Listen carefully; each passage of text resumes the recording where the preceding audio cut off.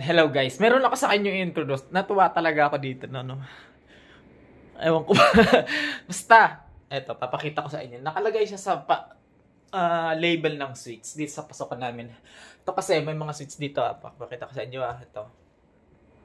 Ito kasi, nakalagay dito, do not disturb and make up room. Ibig sabihin, do not disturb, walang makialam, walang papasok ng mga cleaners o mga maintenance or anything na nag-maintain itong room na to. Tapos, pagka make up room, ibig sabihin, ano siya, lilinisan, papasok dito yung mga naglilinis, yung mga nag-maintain ng organization and cleanliness ng room namin na to.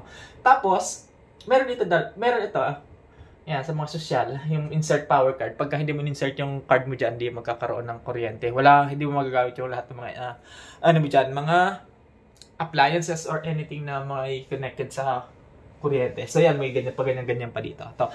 Tapos, ito lang. Meron din switch ng para sa hallway and kitchen counter. So, yan yung hallway. Ito yung hallway namin. Ito yung hallway. Yan yung hallway. Pagpasok doon sa kwarto, sa may room namin. Tapos, meron ako ditong nakita.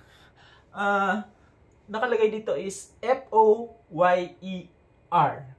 Foyer. Kasi napaka-social, di ba? Hindi ka pamilyar sa words na to.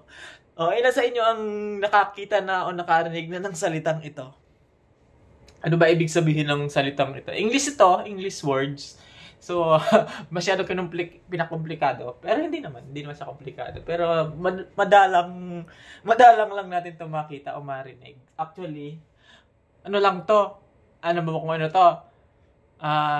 Kung sa Tagalog itong foyer na to, I don't know kung tama yung pronunciation ko dito sa words na to is foyer, F-O-Y-E-R. Ibig sabihin lang nito sa Tagalog, pasukan. Ito daw yung switch na to, yung foyer. Ito yung kanina tinitingnan ko, actually, nanibago. Sabi ko sa sarili ko, hala, wala talaga nito sa bundok. Sabi ko, ano kaya ako yung foyer? Tapos, tinry ko pinindot. So, na-curious naman ako. Ayan, tignan nyo. Saan yung foyer? Papakita ko sa inyo yung mga lights na nasa taas. Ayan. Yung foyer, ayan yung lights namin sa hallway. Ito lang siya.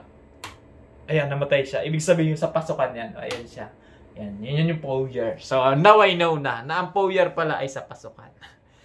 Pwede nyo i-check sa mga, natin. Marami tayong pwedeng pag-check sa dictionary, sa ating guge-guge, GGG, ayan, mga yan. Pwede natin dyan i-check kung tama nga ba yung ano na to, itong label na to. Natutuwa talaga ako dito na. Hirap talaga pag hindi naluluwas ng syudad, lagi nasa bundok kasi. So, ayan.